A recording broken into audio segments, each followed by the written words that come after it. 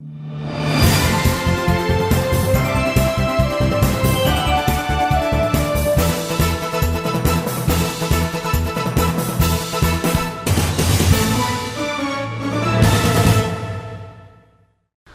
dear folks. Welcome to the show, Jack Chow on East West Show with G&E TV. Well, we all know that we are in the dry state called California. Beautiful though, we are dry. If we do this as a tradition though, now we're talking about ourselves being in a dried state, not dry state, dried state. We're being dried up as day by day as time goes. That's why Governor Brown just made his mandate on water saving with penalties, with whatever, many days, right? Okay. So to touch the issue though, to touch the issue also by touching the part at what we can do, right? I have my good friend, a big person about water, a water person,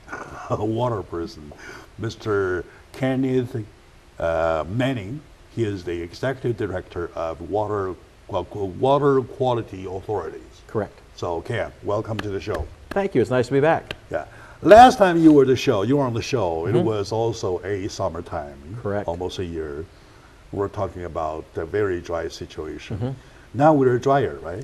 Yeah. You know, last year when we talked, we touched on the drought. At that time, it was a 3-year drought, and we had 3 of the driest years in succession.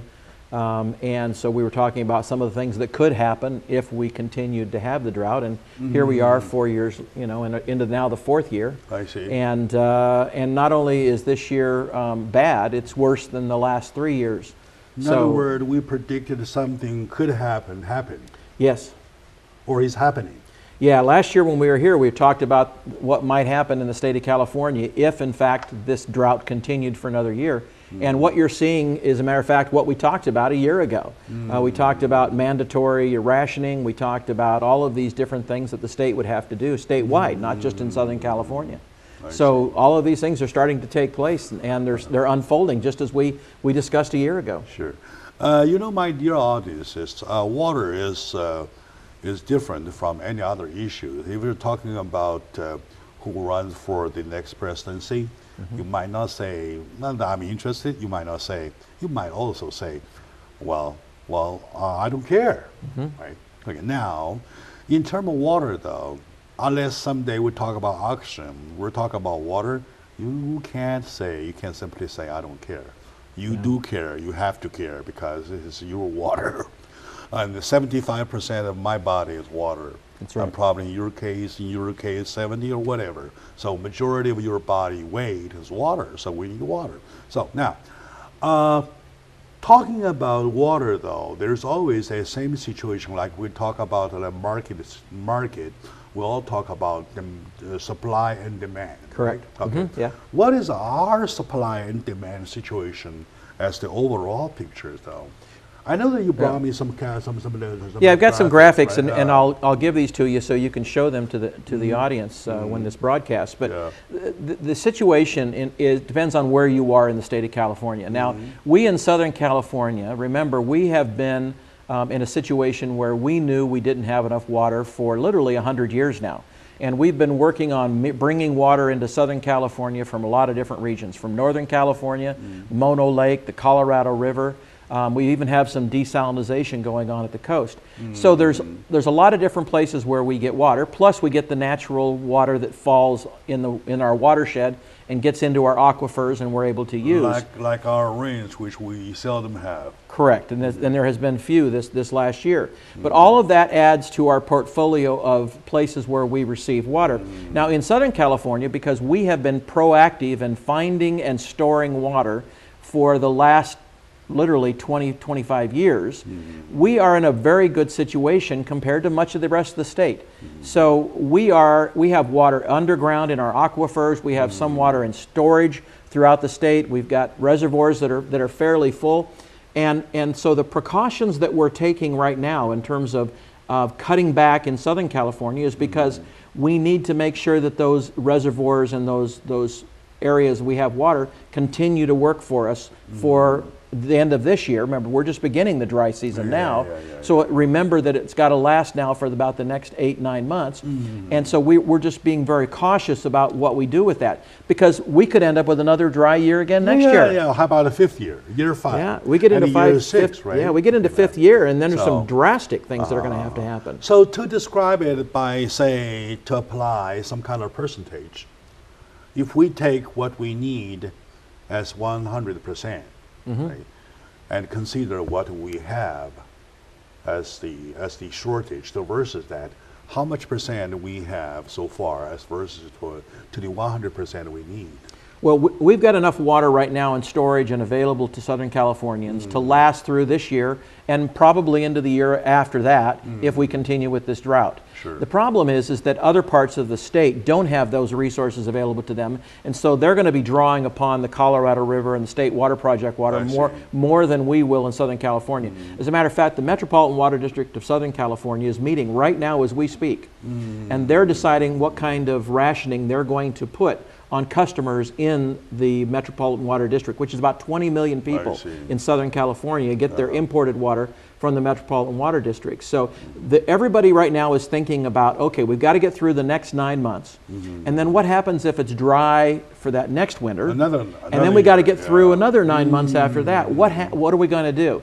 And so you're seeing a lot of things going on. You're going to see a lot more emphasis on rebate programs that are for encouraging people to take grass or water-intensive plants out of their yards. Because if you take Southern California in general, 75% of the water that we use daily is used outside the home. That is watering your grass, your plants, and all of those things. Excuse me. We'll touch that part later, right? And let me, I'm trying to bring my audience a fuller overall picture about California as a whole, right now. Now, am I right or wrong if I say, if you look at the map, you follow the land slope, you're saying that if we are capable of supporting Northern California, though, even if that's the case, because of a land slope, the slope going from north down, though, we cannot even do it. Well, Northern California is in a little different situation. They've got most of the water in Northern California. The problem that they're reaching right now is that they didn't build enough storage, and they have been counting on the snowpack to provide them with water and to fill the what reservoirs they have, because they haven't built enough off-stream storage. We have been in Southern California. So Northern Californians are actually feeling the brunt of a lot of what's going on today in terms of having to cut back. The other area that's feeling a major problem with this water shortage is the agriculture in the San Joaquin Valley, especially the southern part of the San Joaquin Valley. Speaking of that part, though, Cam, we're talking about we're talking about we, right? So they, no matter they and we, is water a state issue, or I mean state responsibility, or the local board, water board, is their responsibilities?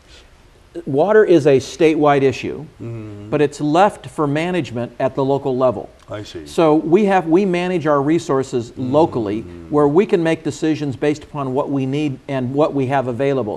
For instance, if you're in San Diego, your decision making is entirely different than we are in the San Gabriel Valley.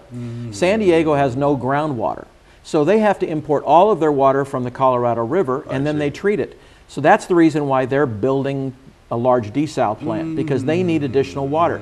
But those of us in areas that have aquifers or groundwater below our feet, we can pull water from that aquifer and not have to use as much imported water at this moment in time. In other words, is the folks up there in the north, though, they're a failure having not built up enough reservoirs to reserve the water, to keep the water. Am I right? Correct, yes. Yeah.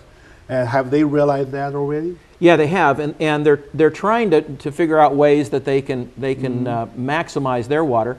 And interestingly enough, people in Northern California and much of the Central Valley don't have meters on their house like you do or I do. And so their water is just fed to them, and they don't know how much water they use. Exactly. It was just yesterday I heard over the radio the people along the river, though. We've been living along the river. We're allowed to use as much as we want. It's a tradition.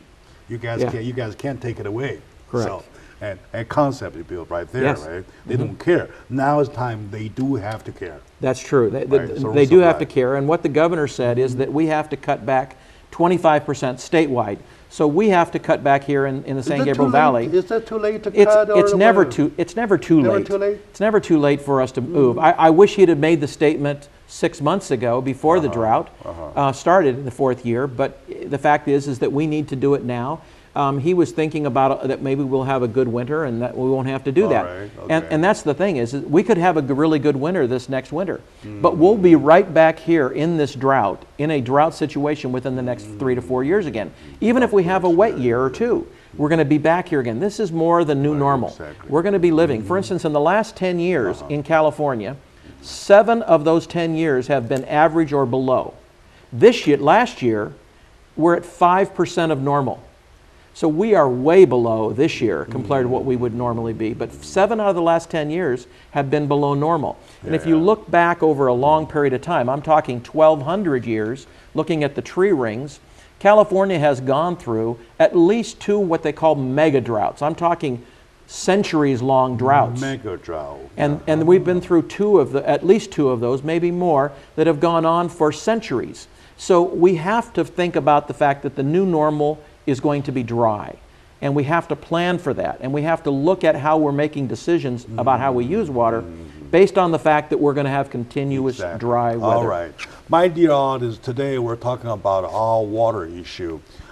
Trust me, you and I, whoever, if you have a issue to address, call it number 1, call it you prioritize it, be it water. No question asked, because water, water, water, water. That's why every guest coming here, we offer them first water. We didn't give them turkey, we gave them water. Water is the very basic, right? Yep. So to touch the issue as versus Governor Brown's mandate, which was published a week ago. About 2 weeks ago now. 2 weeks ago now. We have Mr. Cam Manning. He is the executive director of the Water Quality Authority of Southern California, which is literally, comparatively better than Northern California, but we don't want to say that we are safe. No, we're right? not. Okay, very good. Let's take a short moment now. When we come back, we'll get into the package of the mandate, see what's in there. Okay. All right, shall we please? Sure. All right, good. All right, stay with us.